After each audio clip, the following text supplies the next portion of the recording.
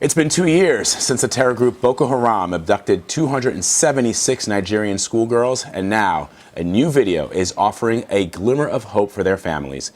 This footage allegedly shows several girls identifying themselves as the kidnapped students. Some parents have been able to spot their daughters as well. Unbelievable. The video was apparently shot in December and sent to the Nigerian government. It's the first time the girls have been seen since 2014. You may remember the kidnapping sparking outrage online with the hashtag #BringBackOurGirls. Some girls have managed to escape, but more than 200 are still being held captive. And Vlad, we know you've been there.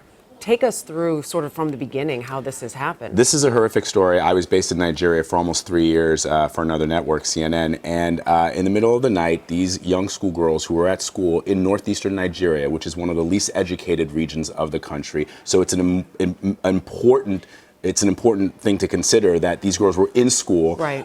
In the middle of the night, Boko Haram came to the school and abducted these girls in trucks and drove them away. And when we heard the story, we couldn't believe it, because that number of children taken for parents who just want a better life for their kids, who just want their daughters to be educated, to be taken in the middle of the night, was something astounding. And we started asking the government a lot of questions, and they couldn't answer them.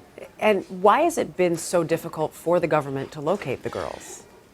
There are a couple of reasons. One, the area where the girls were supposedly taken is the Sambisa Forest, which is a very heavily vegetated area that the Nigerian military had a difficult time tracking them through. The other issue is the Nigerian military just doesn't have the capability and the staff and the weapons. Right. Boko Haram comes in some cases with anti-aircraft weapons, with weapons that people say that they might have actually stolen from the Nigerian military. And finally, Dana, there's sometimes, the reality, at least then, it's changed now. There's a new presidential administration running the country. But back then, there seemed to be a lack of political will to get these girls out of the grips of Boko Haram. And you and I were talking about that off air earlier, about that idea, and the story sort of fades from, especially here in the U.S., the headlines maybe, but there are parents that on a daily basis are sort of sitting vigil and are there reminding the government. There are parents that are every day sitting in front of the presidential palace. And remember this, Dana, we talk a lot about what happened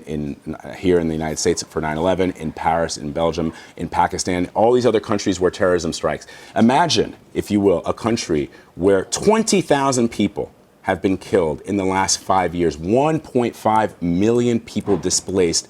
That's a 9/11 every single year. And the outrage is lacking from world leaders. Nigeria is a significant trading partner of the United States. We sometimes, depending on the year, it is the 5th largest oil exporter to the United States. And if you can, one person once said to me, Vlad, President Obama went to Boston when 3 people died during the terrorist attacks at the Boston Marathon. We've never seen, this is now the former president of Nigeria, he's never come to talk to us. He's never come to see us. We lose hundreds of people every day. Very different story there than what we see here in the U.S., certainly.